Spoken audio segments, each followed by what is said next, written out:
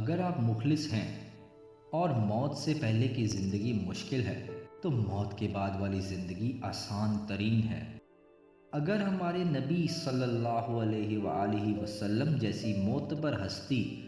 دنیا کی زندگی میں مشکلات جھیل کر ثابت قدم رہ سکتی ہے، گناہوں سے پاک رہ سکتی ہے، مخلص ہو کر اپنی ذمہ داریاں نبھا سکتی ہے، تو ہم بھی اسی ہستی کے امتی ہیں۔ ہم بھی پختہ عزم کے ساتھ اگر باطل کے خلاف ڈٹے رہنے کا ارادہ کر لیں تو زندگی بھی اچھی رہے گی اور آخرت بھی سنور جائے گی۔ مگر اصل مسئلہ یہ ہے